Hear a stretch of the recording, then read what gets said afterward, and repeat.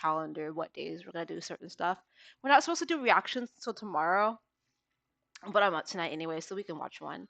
The Disturbing Case of the Family Feud On Thursday Murder. night, Okay, so that this is by TUV.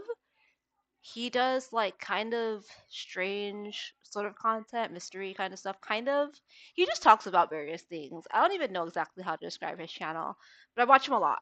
So this is what we're going to be looking at today. it's Oh, unclear what baby exactly muted transpired us. All right, let's on go. Thursday night, that is the night Sorry of about that, you February guys. 20 Take on 3. Thursday night, that is the night of February 23rd, 2023, Rebecca Becky Bleefnick, a 41-year-old nurse and mom of 3, was shot a chilling 14 Does she look like a mom to you? Wait, how old did they say she was? Becky Bleefnick, a 41-year-old nurse and mom of 3, was shot a She don't look 41. I don't see 41 when I see her face. It's supposed to be the son or the husband? He looks a little bit young, so maybe the son. chilling 14 times in her home in Kentucky Road, Quincy, Illinois. She had been alone in her house, and as police investigations later revealed, the intruder had broken in by climbing up onto the second story of the house and prying open the window of one of the kids' bedrooms. Okay, first of all, that's some dedication to want to get to somebody. Like that you climbed all the way up to the window. Like, but the messed up part is that they went through the kids' window. Do you think the kids were awake or asleep? Hopefully, we find out. It's unclear what exactly transpired after the break-in, as the only certain detail, going by investigative reports, is that the attack took place in or near the bathroom, as that's where her lifeless body was found several hours later. Interestingly, nothing was stolen and nothing was destroyed, and the neighbors told authorities how they hadn't heard anything that night. So, was this like a crime of passion? Do you think they violated her, for lack of a better term? Like, I don't want to be graphic, but I just, nothing was broken, nothing was stolen. It makes me think maybe this person knew her, but maybe, well, we'll find out. I mean, obviously, this person must be killing people. Okay, so here's what I'm wondering based off the title. Like, are we going to be talking, is he going to be talking to us about somebody who is killing victims or killing people that were on Family Feud? Or is he going to be talking to us about somebody that was on Family Feud and is now killing people? Because I feel like there's two different ways to interpret this title. You can't hear it? Turn it up a little. Sure. Hold on. Do you want me to start it over? Hold on. Mojo, you're distracting the audience, bro. I gotta let you out. Is that better? Is that better? However, as detectives dug further into this trivial murder, it quickly became apparent that it was all the work of 39-year-old Tim Bleefnick, Becky's husband, who had not only gone to great lengths to conceal the crime, Wait, he was the husband. Why did he kill her? I'm asking all the questions before we get the answers. but also demonstrated a streak of behavior that just didn't help his case. This might also be the right point to mention that just 3 years before the murder in 2020, Tim was a contestant on Family Feud, and his comments on the show are a little bit incriminating. Now, we're gonna get to that later in the video, but I believe where we should start is the day of. What do you think? What do you think he was saying on the show? Like, because this was 3 years before. So was he saying and making comments to make people think that he was gonna kill his wife back then? Like, was he already thinking about killing her 3 years back? Jesus, I don't know. I don't know. I have so many questions. The murder. So we already know that Becky was alone at home, a fact which naturally raises the question, where was the husband and the kids? Well, they were all together, just at a different address, Hampshire Street in Quincy, Illinois. This was a rental property about a mile away from Becky's address. This is where Tim lived, as they were going through a messy divorce. The three boys, aged 12, 10, and 5, had all spent the night with their father, and they were spending their day at school, which was still in the Quincy location. Now let's pause there and recap, because So do you guys think that this had to be premeditated because the kids weren't home? So this answers my original question that I had in the beginning of like how come nobody heard it and like did they went because he went to the kid's bedroom, how come like they didn't wake up or anything, but now we know it's because it was the dad and the children were actually with the dad at his house. So he probably must have, I'm assuming, I mean, I'm sure we'll find out, but I'm gonna guesstimate that like he must have left in the middle of the night and then went and did this.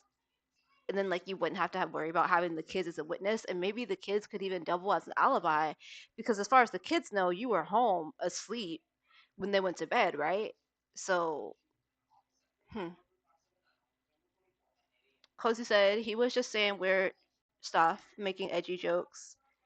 It it was planned, premeditated crime of passion. Oh, it is planned, premeditated crime of passion. That's what I'm thinking. I'm definitely thinking that it's probably premeditated, Cozy. We're going to be referencing Well, that now we know, especially if the kids weren't home and all of that, and he went through all that trouble. He had to have thought about it ahead of time.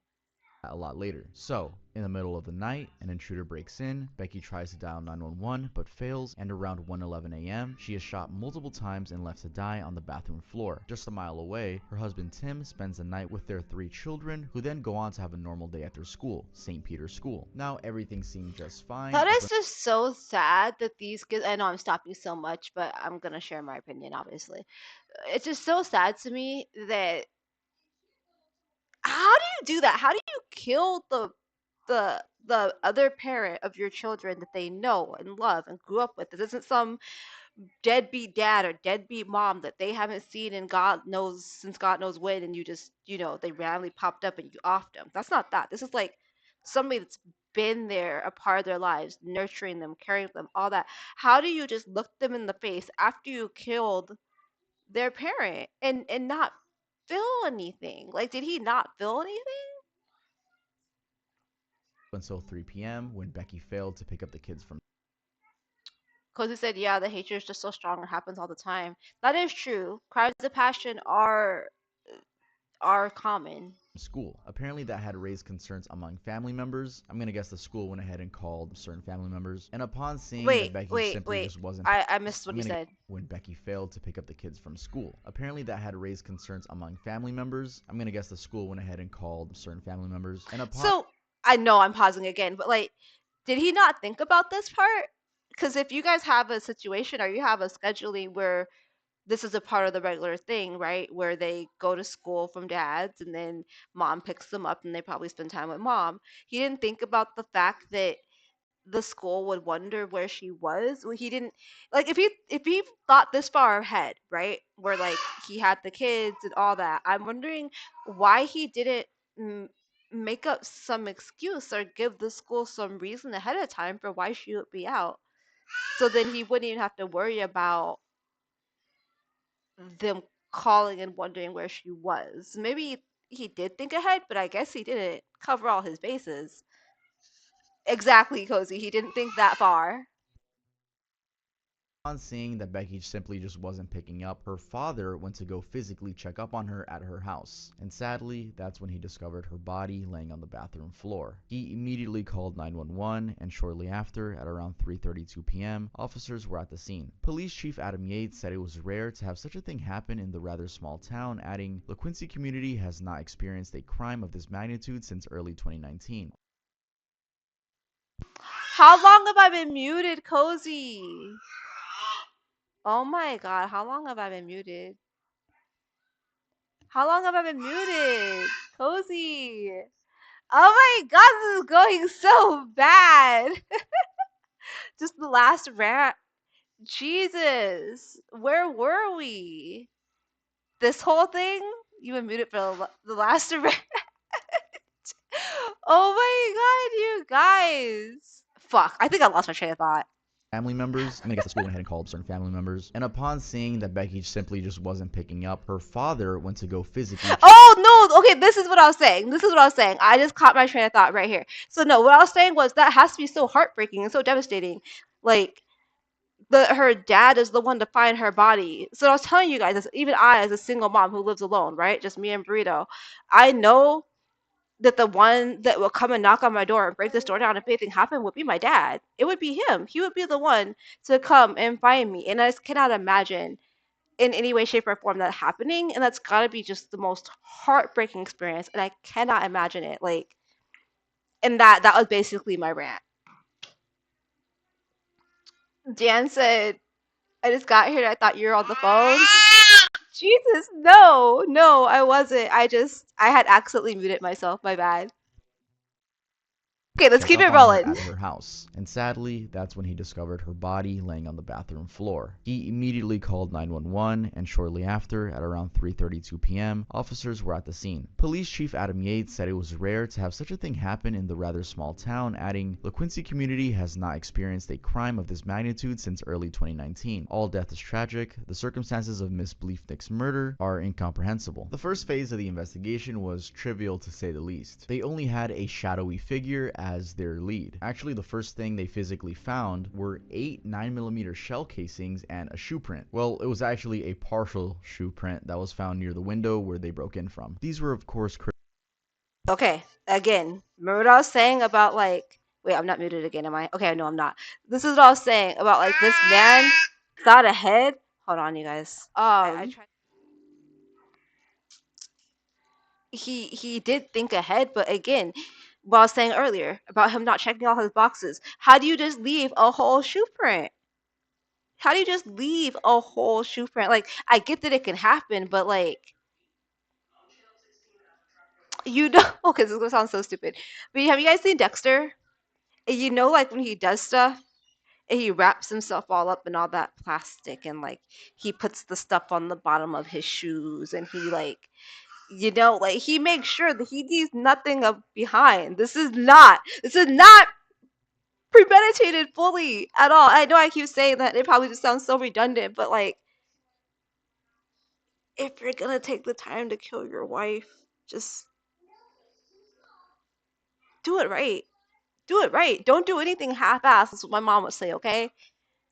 critical Even pieces of committing a evidence, murder. but they went on to canvass a larger area, and in doing so discovered the presence of surveillance cameras on a neighboring property that might have captured the break-in. And luckily, the surveillance videos did give some clues as to what went down. First, there was a Okay. camera from an immediate neighbor, the Haymans, that was pointing at both the Haymans and Becky's driveways. Or maybe better put, the Haymans had a camera pointing at their driveway, but their home ran alongside Becky's. 24 Mm. hours before the murder, at about 1:05 a.m., the camera captured something pretty weird. A person walking down the driveway toward the back of Becky's house, and about 48 minutes later, the same person walking back in the opposite direction. I'm Interestingly, sorry. I know I'm pausing this so much, you guys, but why is this man wearing a reflective shoulder pads on his jacket? Why would you wear anything reflective at all whatsoever when you're running around at night trying to kill your wife?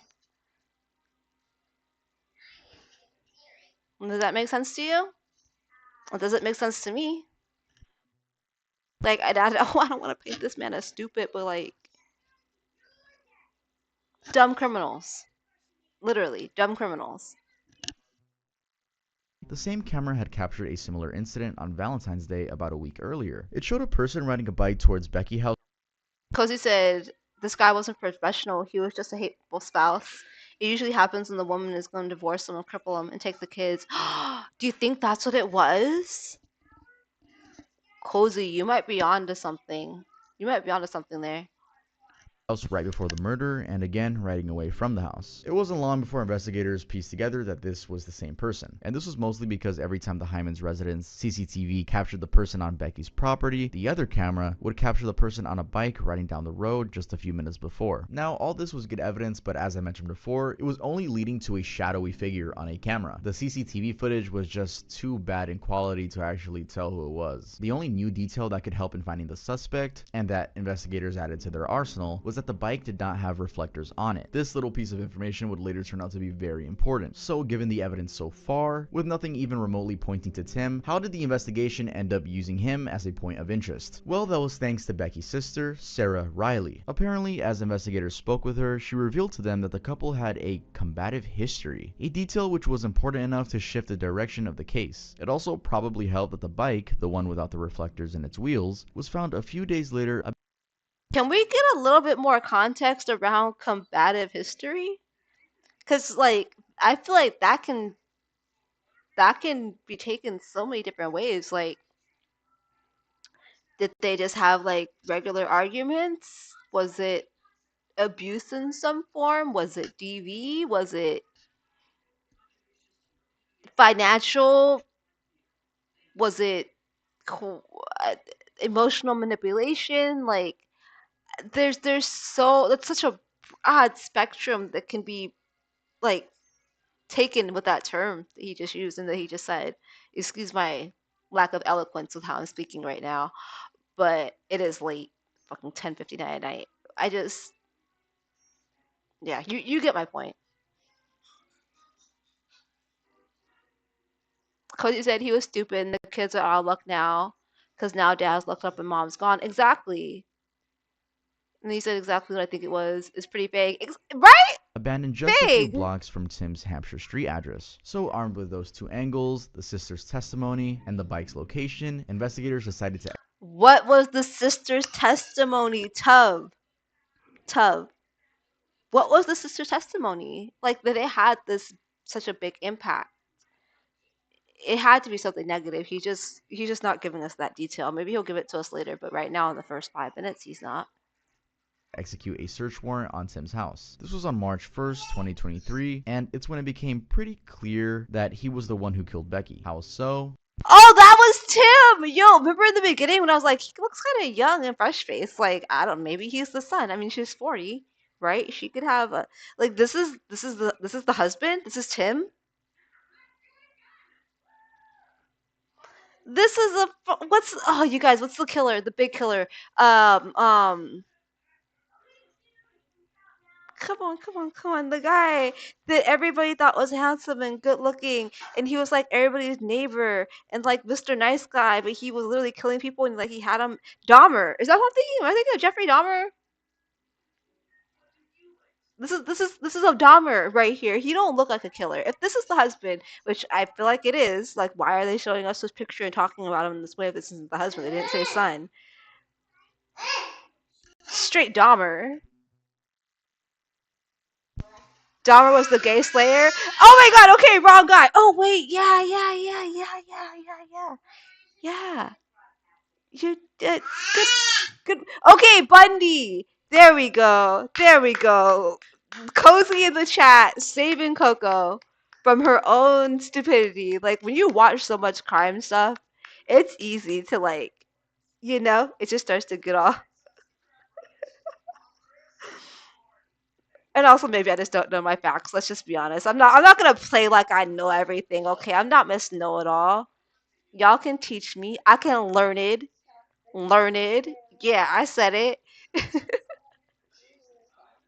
Well, how about cold hard evidence that directly linked him to the crime? We're talking about tools used in the process, search history, and even a secret burner account. In his basement, authorities had found 54 shell casings and a crowbar. Wait, Then, a information secret burner account, what? crime. We're talking about tools used in the process, search history, and even a secret burner account. In his basement, authorities had Tub, if you don't stop giving me partial details that make me curious, and then like just leaving this gap, like a burner account on what?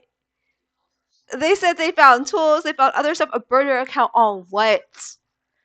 Like a burner phone, a burner text app, a burner Facebook account. Like, what do you mean? Am I just being dumb? Cody said I watch a bunch of this stuff on YouTube. Yeah, crime is my jam. I'm actually working on a video for the YouTube. It's like an actual video, not a reaction that I've been like researching. I'm just haven't dropped it yet, but hopefully I can get it out by next weekend. Cozy Coco, duo names for real. Jay, are you okay? You okay, Jay?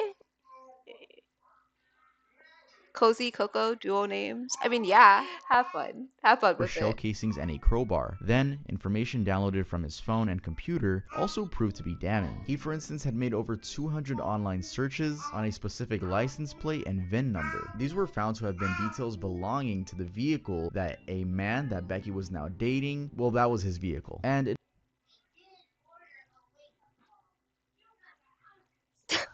Cozy. Cozy, you kind of called it.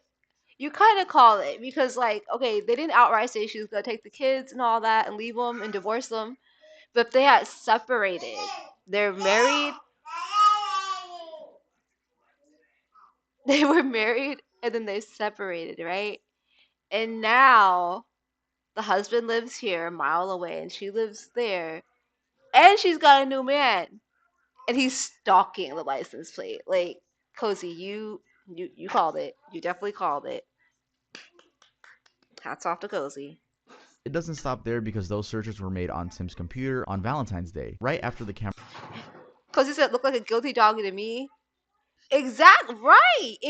Cozy, I'm not crazy. He does look. I have a dog. I have a dog. I know what that guilty sad look is. Okay, don't tell me that's not what that was. on the Hyman's property had captured someone going up Becky's driveway. The car in question had been parked in her driveway, and so it was easy to connect the dots. Tim had gone to Becky's house, gotten the vehicle's information, biked back, and then did some research with the information that he collected. He had also done other online searches I'm such as just I'm just curious. I know. I'm so curious. So many questions. And I know we have babies singing behind me. Like, you guys, he didn't kill him. He didn't kill him. Like, he looked at the license plate. He did all this. Like, but he didn't kill the guy that was fucking his wife, his ex-wife, or soon-to-be ex-wife. He killed her.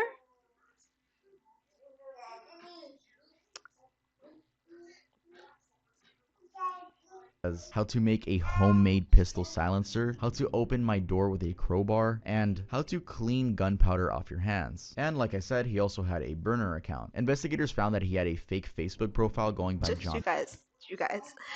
Do people not know that everything is like accessible, right? Every search, every pic, like all that shit, everything you do is accessible. Like why him laughing right now is perfect. I'm sorry, but like you guys, this man is stupid. Smith, and he had used that account to look at a bike that had been on sale on Facebook, a blue Schwinn bike that had no reflectors on the wheels. That bike was believed to be the same one that investigators found abandoned a few miles from his address, and the same one on CCTV footage. All that put together, you can probably see how he had tried to hide his tracks up until that point. And even more interesting is that he was the one who called Becky's dad after she failed to pick the kids up from school. So yeah, he called her dad knowing that she would This son of a bitch! You guys, oh, I'm sorry, baby. Ignore mommy cussing. I know, I'm working on it. But like, this man is evil, you guys. He is the one who called the dad to find the dead body. Why would you do somebody like that? Why would you just rip that man's heart like right out his chest? Like why would you do that? He didn't deserve that. That we gotta keep watching. I gotta calm down. But that just I wasn't expecting that. I was not expecting that. Jason, I definitely know what's going on. No, you don't. You just came in here. Fucking slamming emotes in the chat.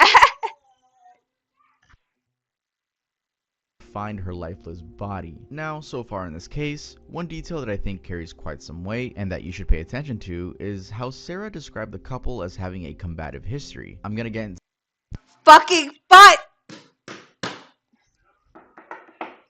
Y'all. Y'all. He made us wait 6 minutes and 38 seconds. Cozy, we had a whole conversation about this. We had a whole conversation about this. This man being vague. Apparently, he was vague on purpose. He wanted to make sure we keep watching, okay? Jesus. that a little bit more, but first, how did Tim's arrest even go? Well, it was Why he tease us? Why he tease us? I know I paused it 10 seconds ago, but he really just. I'm gonna sprinkle this here so y'all wonder, but I'm not gonna tell you. I'm gonna move on to something else. Oh my god, Tub! Jesus. pretty uneventful really. When the search warrant was executed on his house, he was temporarily detained, being taken to a relative's house as the search went on, and then later released. There was no fuss in this detention, as sources indicate that he was, quote, very cooperative with the officers, even handing over his keys to the home and his car. The police statement on the search also reflected the same, with part of it saying there were no injuries reported during the service of the warrant. As part of the warrant service, an individual was temporarily detained in the 2000 block of Hampshire and released. He was then actually arrested 2 weeks later. This happened on the morning of March 13th, 2023, a Monday, and on the following day, he was arraigned in court and charged with killing his wife in a home invasion. This was his first appearance in court, and it too was uneventful as he didn't even enter a plea. That means he didn't get to admit or deny being guilty, although he did invoke his right to a speedy trial, forcing the case to be tried within 90 days of his arrest. Subsequent hearings thus moved fast, and even more revealed chilling details about their marriage and what Becky had to endure, and I believe this is a right point to get into their combative history. So we've already learned that Becky's sister, Sarah Riley, was the one who hinted to detectives about the confrontations that had been going on between the couple. However, she didn't stop there, as she was a witness in court during the murder trial. In her testimony, described by news articles as chilling, she revealed that Becky had confided in her about fearing Tim amidst their messy divorce and custody battle. In a text message, she told Sarah, if something ever happens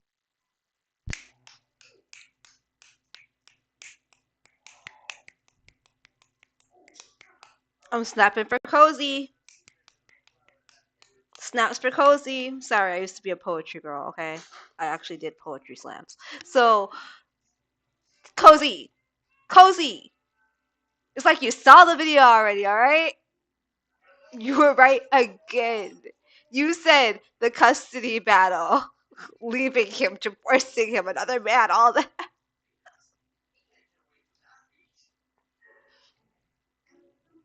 Also, this is right here. This is a woman who knows this somebody is out to get her. Like, if you leave this kind of message to somebody, like you're literally telling them, like, yo, this is who you should look at. You know what I mean? It's like it's not funny, and that's not why I'm laughing. Like, don't think that. But it's just like I don't know. That's just I would hate to have somebody in my life where I have to tell somebody this about them. You know what I mean? Like, if I fear you this bad, I have to tell people around me, hey, if something happens to me, so and so, you think I'm not gonna have a restraining order? You think like that they're not gonna be not seeing the kids? You think that I'm not gonna do everything I can to make sure I keep me safe? I hope that when he tells us the other pieces that that's a part of it. Like I hope that this woman did the things that she could to try to seek safety, and he got to her anyway. I don't know, but we'll find out. We'll find out. Sorry, now I'm like kind of going over my words, but my brain is going. That's why. to me, make sure the number one person of interest is Tim. She added, I am putting this in writing that I am fearful he will somehow harm me, come after me, or will try to do something that takes me away from the kids or the kids away from me. Becky insisted to her sister that Tim had already lied on several occasions and tried to paint himself as the victim of Becky's actions, while it was, quote, absolutely Common abuser tactic, you guys. Extremely common abuser tactic. They will paint you, the one that is actually, or the person that is actually being abused, that is actually going through this. They will spin it like the complete opposite, like they're the victim of everything, and you're doing this and blah blah blah. Like it's really really really wild when you start to get into the dynamics, the various ways that abuse can play out. It's really really sad actually. the other way around. In addition to that, he had also taken away her gun and ammunition and refused to give them back. In the same proceedings, it was also revealed that Becky had also But how? How does this man take something of yours, like your gun and your ammunition? Which, if this is really your gun and your ammunition, you should have something like, I don't know, paperwork or the permit or something to prove that it's yours, right? So why can't you then call the cops or do something to get those items back or report them stolen? Like, I also know that her mentality as the victim is different, and like, it's not easy to separate from that person completely. It's not easy to like make moves against them, but this is turning out to be really heartbreaking. also expressed her fear of Tim to a friend as they exchanged texts. She told the friend that a coworker she knew had gotten murdered by an ex and that she, quote, literally had a panic attack, end quote, when she thought of what Tim might do to her. Her specific words being, I am scared of what he might do in his erratic behavior. All this evidence, as I'm about to Yeah, show I you, get that. points to a deeply troubled relationship, and it is thus no wonder that the prosecution tried to frame the case as a result of domestic violence, something which the defense completely refuted. It seems Tim had a lack of support for Becky's decisions, or rather his attempts at controlling her. This was also something revealed by her sister, Sarah, who, while speaking to 48 Hours, an investigative series by CBS, explained that sometime in Becky's marriage, Tim Did he really just did he really just let us know what 48 hours is? Tub, I appreciate you. But if somebody's watching this, I guarantee you they know what 48 hours is. It's probably their jam. It's fine. changed and Just so you became guys know, on I've discovered that on the smart TV, there's a channel or there's a thing that has cold case files and like all the episodes. Now every night when I go to bed, I turn on cold case files. That just runs. Just so you know. progressively more manipulative and controlling. The couple had apparently had a great first 5 years of marriage and had even previously been trouble-free in their dating relationship, which went back to their days as students at Quincy University where they met. The strain apparently came in when Becky decided to go back to nursing school, a decision that Tim just didn't support, terming his objection as a concern So I would imagine that so the first 5 years was fine, right? More than likely because she wasn't doing anything yet to go against his will, you know? Like she wasn't asserting herself or probably trying to do anything specific. But now that she's trying to go to nursing school, which is going to give her independence, right? She's going to be able to get a better job. She's, going to meet people, all these different things that are going to happen. And I guarantee you that's the last thing he wants. for her well-being. Becky was, however, bent on having a career in nursing, and she Because he said how you watch that at night and not have nightmares. I grew up on it.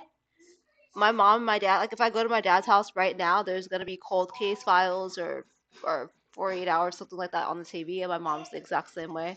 So I literally spent my childhood listening to that type of thing. That's why it's soothing to me. did eventually get there, as at the time of her death, she was an ER nurse at Blessing Hospital. Her friend, Shannon Zanger, also in an interview with CBS, revealed that Becky had felt like she was shouldering most of the load around the house, something which was also pointed out by Sarah. It turns out that Tim not only didn't support her shift into nursing, but also never increased his time spent with their boys. His perspective, though, remained that nursing would stress her, affecting her well-being. Also, I personally found this particularly interesting. Crazy how he can frame it so that it's like he doesn't want her to do this because it's for her. Like, I don't want you to do this, sweetheart. It's gonna stress you out. You can't handle it.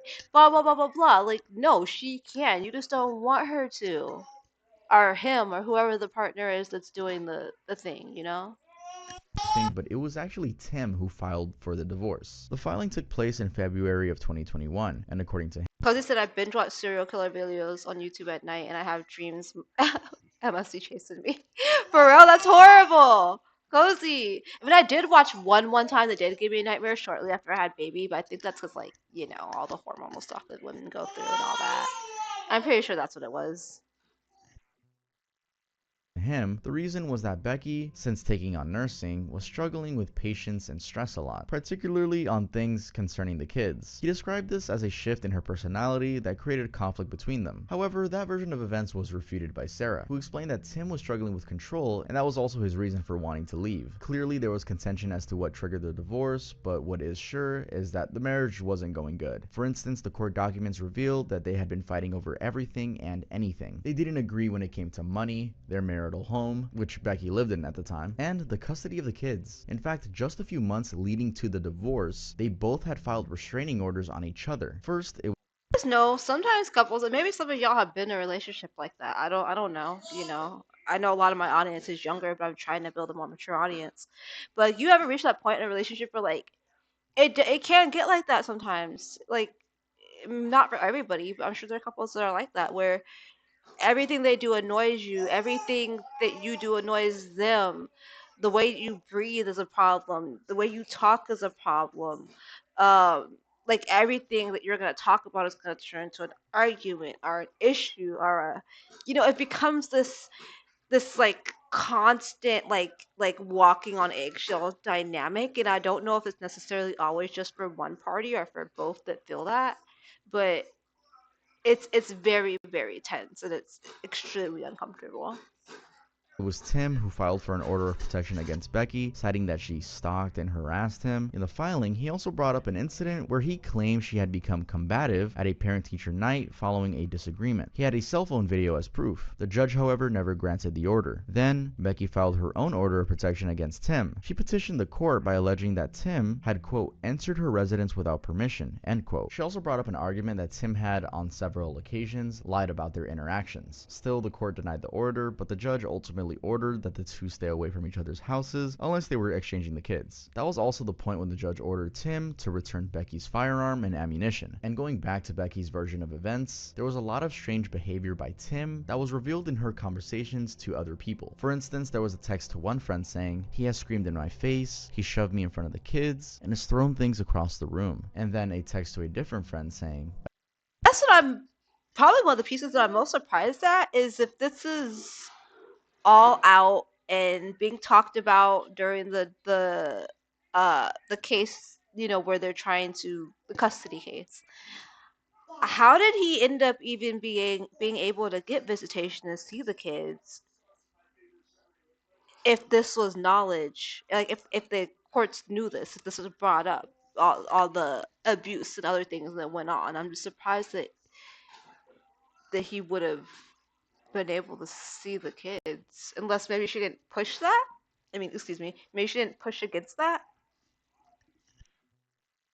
"I truly believe Tim has serious mental health problems, and he is becoming more vengeful and unpredictable." Though amidst all this, Tim maintained that it was Becky who was in the wrong. He claimed that she had lied to people that he was an alcoholic and had an affair because she was angry that he filed for divorce. Now, we'll come back to the he said, she said tussle that also involved their lawyers. But first, what was it about Tim's appearance on Family Feud that brought so much attention to the case? Well, obviously, someone appearing on a popular TV show or YouTube video and then doing an action like murdering somebody is always going to get people interested. It just is. But second, it's what he said on I'm the sorry, show. it's just He the way made a he joke said about the it. quote biggest wedding mistake, and he said that that was saying "I do." This appearance was in an episode recorded in the fall of 2019 and aired. I'm sorry, but I would fucking divorce your ass in a heartbeat if you said that shit in front of national television and I'm your wife.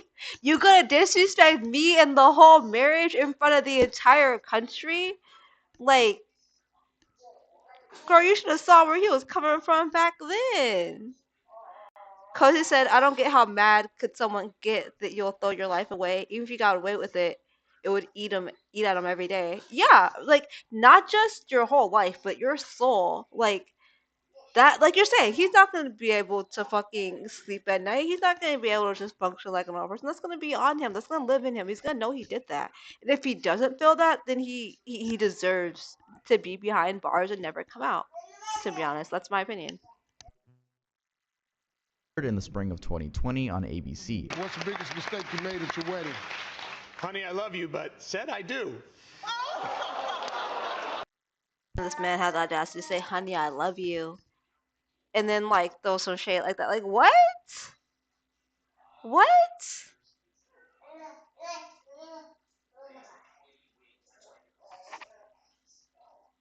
What? I don't. I know I just said that 3 or 4 fucking times. But I'm just not. That cog is not turning in my brain. I cannot make myself understand that logic. It just doesn't work that way. Not my mistake. I love my wife. I'm gonna get in trouble for that, aren't I? Oh, I would divorce this man, so I'm gonna get in trouble for that. I guarantee you he didn't get in any trouble for it. He probably talked his way out of it. It's kind of funny though. Cozy, you over here encouraging the man? And it's pretty easy to see why this was brought up in the context of his murder case. Although, to be fair, the joke had pretty much nothing to do with the murder case. Investigators even said that themselves. It's just a pretty eerie thing to look back on considering what happened in the future. Yeah, in the clip, the audience laughs and gasps, and Steve gives him a blank stare. Tim quickly sets things straight, saying, "Not my mistake, not my mistake, I love my wife." He was sort of explaining that he wasn't talking about himself in the response. Although he soon realizes his futile attempt at correcting things and says, "I'm gonna get in trouble for what I said, aren't I?" Steve Harvey then goes on to caution him that the only way that joke would be worth it is if it got him higher on the scoreboard. Now, Tim had appeared on the show with his mother, brothers, and father, and one more. You see Harvey's face right there, though? He was like, just, even he was like, what did you just say? Like, what did you do that for? You know what I mean? Interesting thing that people picked up on was his change in appearance over the years. In the show, he had this groomed short hairstyle and a friendly poise, which was quite different from his mugshot, where he has long hair. Becky's family, according to Sarah, had also noticed a change in appearance, terming it as deteriorating, and going hand in hand with the deterioration of his mental state as the divorce took its course. Anyway, I mean, you could say he deteriorated, or you could say that he's just not like a groomed guy anymore. He just looks more grisly now. Like the facial hair and the, all this and the bushy eyebrow. Was he doing his eyebrows before? Nah, he looks older. He looks older. See, all those evil thoughts eating him alive. All them evil thoughts just eating this man alive. going back to the murder, let's focus on the contentious gun for a bit, as that's an interesting part of the story. So, as I mentioned, Tim has taken a 9mm handgun from Becky, or more like got gifted by Becky, but then refused to return it when she asked for it. And to be clear, he had refused to return both the gun and ammunition. When the judge ordered the two to stay away from each other's residences, the judge also ordered for Tim to return the gun and the Oh my god, oh my god, oh my god. Quick thought, quick thought, quick thought, quick thought, quick thought. Do you think he used her gun to shoot her? What if he used her gun to shoot and kill her? I don't, I don't know. I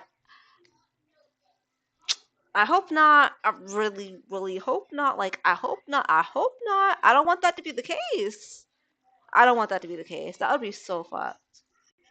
the ammunition. What's interesting is that he never did, and what's even more interesting is that Becky was killed by a 9mm gun. According to Sarah, Tim was into recreational shooting, which I guess is why he had been gifted the gun, but Becky wanted the gun back because it was in her name. In the interview with 48 Hours, Tim however insisted he had not seen the gun in 3 years and did not have it. As you will later see, there's a chance, and the prosecution thought so as well, Tim still had the gun and used it in the murder. Anyway, away from the gun, it could seem that a lot of evidence was stacked against Tim at this point, but his lawyer, Casey Schnock, dismissed all of it as circumstantial hearsay. She argued that just because Tim and Becky had disagreed over things during the divorce proceedings, it didn't mean that he killed her. She said that even the messages that Becky had sent to her friends were nothing more than, quote, girl talk, as they were never backed by any hard evidence of physical violence. The prosecutors, Josh Jones and Laura Keck, did however insist there was a presence of emotion.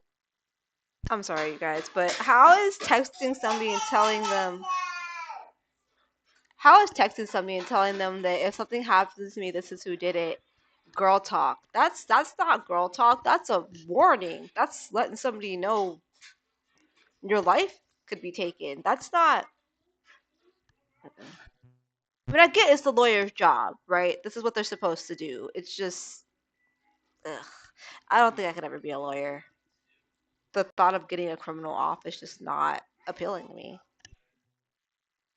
Emotional abuse clear in his text to her. Laura Keck, for example, argued that the text clearly indicated that he wanted control and power. Now, I should add here that there are bits and pieces of evidence that were contested by both sides in attempts to shift the juries. For example, while Schnock, Tim's lawyer, supported his alibi for the time of the murder, the prosecutors thought the opposite. The alibi was that Tim had been home with their kids, as Becky had asked him to extend his stay with them as she wasn't feeling well. Schnock thought of this as a normal interaction of people getting divorced, but the prosecution insisted that it was an opening where a predator saw weakness in its prey and pounced. The prosecution's perspective was that Tim had just the right circumstances to strike while maintaining innocence. This view was also supported by the fact that the intruder broke in through one of the kids' bedrooms on the second story. There was no way a random stranger would have come in, gone past 3 windows that were equally possible entry points, and just happened to choose a window to a little Right, girl's that's bedroom. what I was wondering earlier. I did think that was a little weird. If they somehow went like, I did think that that was a little strange. Like, why did you go to the kid's bedroom unless you just didn't know?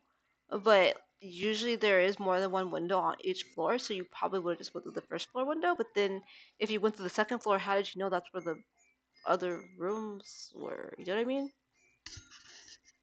Bedroom that wasn't there that night. Schnock, though, insisted that nothing about that mode of entry tied Tim to the crime because even after investigators seized all pair of Tim's athletic shoes, none of them were a match to the partial shoe print found at the scene, and even the patio Idiot! Did think a little bit ahead. I gotta stop. I gotta stop being so negative and down on this man, just because he like I don't know couldn't commit a murder correctly. Plenty of people can't do that, but also plenty of people have gotten away with it too. So you know, but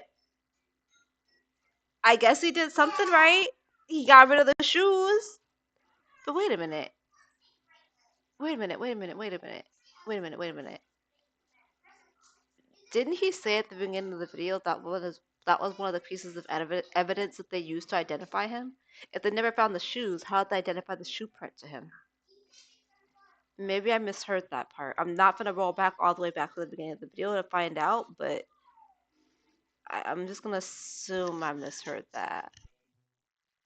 chair that was used by the intruder to climb up to the second story did not have Tim's DNA. Also, gloves from Tim's car and the bike that was found a few blocks from his house didn't have his DNA. Schnock also added that the figure in the camera was not Tim, or rather, no one could point out without absolutely certainty that it was him. And it wasn't known for sure that the bike that was found near his address was the one picked up by cameras the night before the murder. Now, while all this back and forth made it seem like Tim had a good defense, the prosecutors had a pretty strong case against him with even stronger evidence. First, there were odd pieces of plastic bags found around Becky's body. These were determined to be shreds of ALDI grocery bags, the same types of bags that had been found in Tim's house in stacks. So the argument was that he had fired through an ALDI bag in order to muffle the sound of the gunshot, trying to create a homemade suppressor. DNA on the pieces showed that it was very likely that Tim was a contributor, and this was bundled with the fact that DNA from Becky's fingernails could also not exclude him. Then there was the fact that Becky was killed just a week before their divorce proceedings went to trial. According to the prosecution, Cozy, I'm so tired of giving you props. No, I'm kidding. No, I'm not. But like,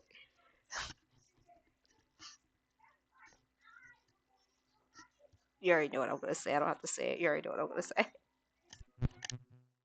it turns out that Becky was trying to gather witnesses against Tim's father, Ray, because she didn't want their 3 children to be left with him unsupervised. This had apparently created unease. Remember that piece where I was saying about how I didn't understand how he was able to have the kids if she knew all these things about him, but now we know that that's part of the problem. She was in the midst of gathering those pieces together so that she could have that protection for her and her children. But I guess he got to her first. Wow. In Tim because it would have unearthed information that he never wanted to come out. It was being alleged that Ray had a quote history of perversion and abusing minor children end quote years earlier, although the alleged victims were not Becky's children. The judge denied the order of prosecution against Ray, and Ray's lawyer doubled down by Here's my okay, two thoughts here. Two thoughts. Two trains of thoughts here, and we're gonna go down both, all right? So the first train of thought is that that's crazy that this man is possibly a PDF, you know? And I just it's crazy when these people end up having kids because you never know if they're safe in them, right? But the second train of thought that I really want to share is that I know I blink like crazy. It's what happens when like my brain is like processing. So if this is the case for her husband, she knows had incidents had a incident with other children that were minors, why is she waiting this long to like act on that, you know? And I genuinely don't understand. I'm pretty sure I'm making a very stupid face right now, but I genuinely don't understand. How do you, if it was this pressing that you're gonna use it now as pieces of evidence for you to be able to get him away from your children, is it that you just now learned this and didn't know before? I don't know. I don't know. That's a weird part for me. stating that he vehemently denied the claims, and that his client had never been charged with any criminal offense in the line of those allegations. However, although none of that Said he wasn't charged, but that doesn't mean. But again, he's admitting that there's allegations. Why would there even be allegations? I mean, yeah, we know what happens. There are the kids out there that say, "Oh, somebody did this, somebody did that." But like, I don't know. There's also plenty of times when it's not a lie. You know what I mean? Like, it happens both ways. As I don't know the statistics of the numbers for which happens more often than the other. But now I'm curious. I might look that up later. went the way Becky wanted, the prosecution further argued that it had meant Tim was losing control and he didn't like it. Added to the fact that before anyone knew Becky was dead, except her killer of course, Tim had brought a kid's basketball hoop to his dad's house. Josh Jones, one of the prosecutors, said that the hoop, was something he did because he knew Becky wasn't going to be a problem anymore. Now, away from that, the prosecution's argument about loss of control by Tim also went back to the What's with the basketball hoop? Did they have like a previous argument where she didn't want a basketball hoop at the house or something? That's weird. Just to throw that little piece in there like that and not give us backstory for it, but okay. Valentine's night incident that we talked about that was caught on the CCTV footage. According to them, it was odd to search for a VIN number and license plate more than 200 times at 1:10 in the morning. That simply showed that Tim had another obsession with Becky, and when he realized that she was spending Valentine's with another person, he must have felt like he wasn't in control anymore. Tim though Oh, said that he didn't specifically Valentine's Day, so that's gonna hurt even more. Probably something for the boys to want to stay at his house. Oh, I didn't think about that, Cozy. You just, Cozy, I gotta start having you here whenever I watch these. Because I like the wavelength that you're on, okay? care about the relationship. Lastly, the prosecutors also brought up the shell casings. We already started by pointing out that 8 shell casings were found at the scene of the crime, and also stated that in his basement, 54 shell casings were found. The interesting bit is that 27 of those 54 were established to have been fired from the gun that was used in the murder. Pretty damning, but then Tim's lawyers still maintained that like everything else prone to human error, the expert analysis on the casings might have been wrong. And this did actually help because in the trial, which kicked off on May 23rd, 2023, when it came to the jury's decision, one juror remained undecided. Day after my birthday, May 23rd, 2023.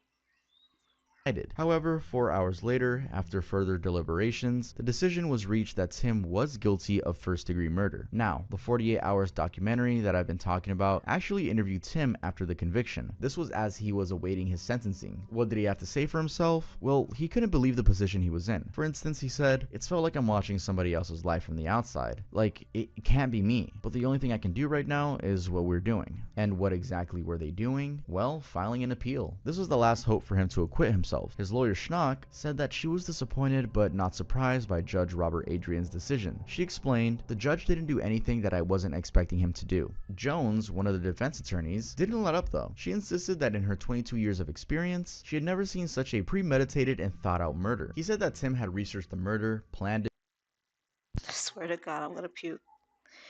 She had never seen a more well thought out or premeditated murder. Yeah, there were some pieces that he did right for sure, but there's also so many that he got wrong. How you gonna say she must not have been in the game long, or she must not have seen a whole lot of murderers and killers or something? Because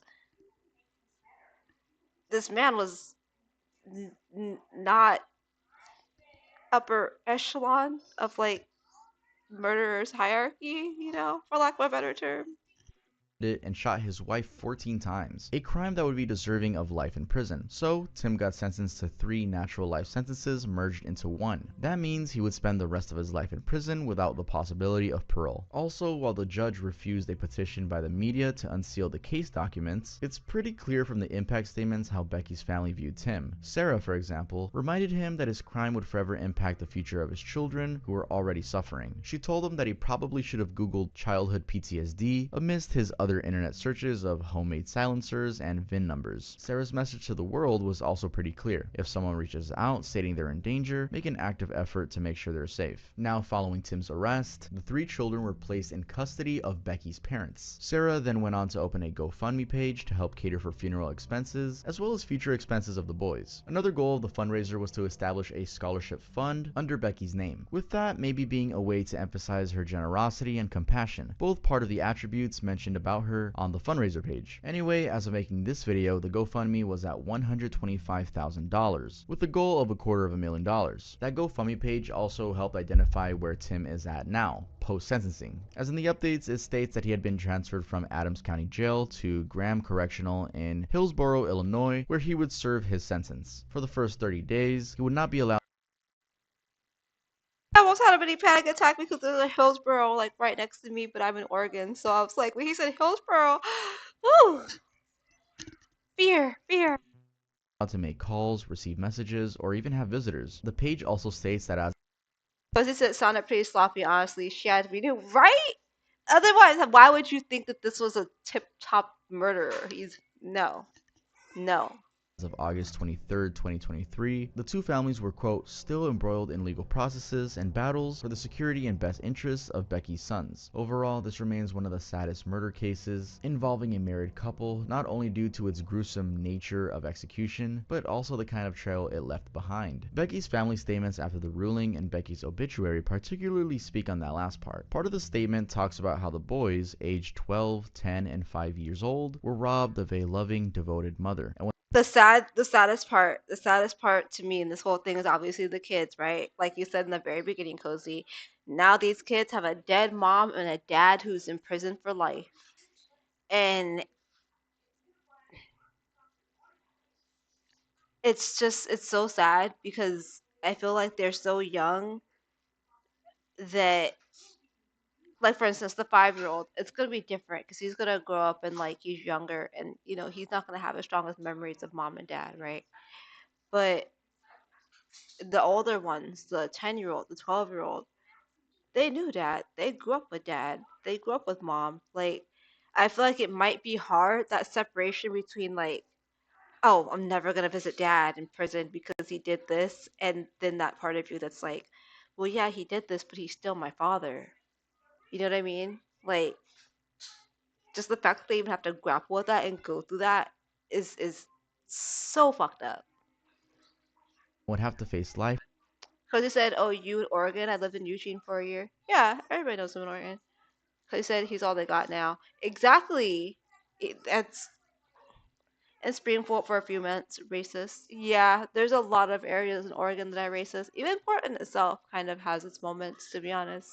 Like, you can definitely still run into that out here, but there's tons and tons of areas. There's a lot of sundown towns too. with the truth that their father murdered their mother. Elsewhere, Becky's obituary, without going too much into it, revealed how dedicated she was to both her profession and the general services of others. She had, for instance, at one point been nominated for the International Daisy Award, which honors exceptional care given by extraordinary nurses. She was also a volunteer at Aww. her kid's school and a local nonprofit dealing in animal rescue. But yeah, rest in Aww. peace to Becky. Yeah. R.I.P. Becky. Alright guys, that was it for this video. If you enjoyed the way Alright, guys, that was some TUV. I had some time this evening after we did Brawl, so I decided to watch this with you guys. Why am I explaining that you weren't here? Like, we didn't just do all that together 30 minutes ago. Jesus. Thank you for hanging out with me tonight. I will be on tomorrow because tomorrow is supposed to be the actual Reaction Mondays, is tomorrow. So we'll go through the playlist and find something that we all want to watch.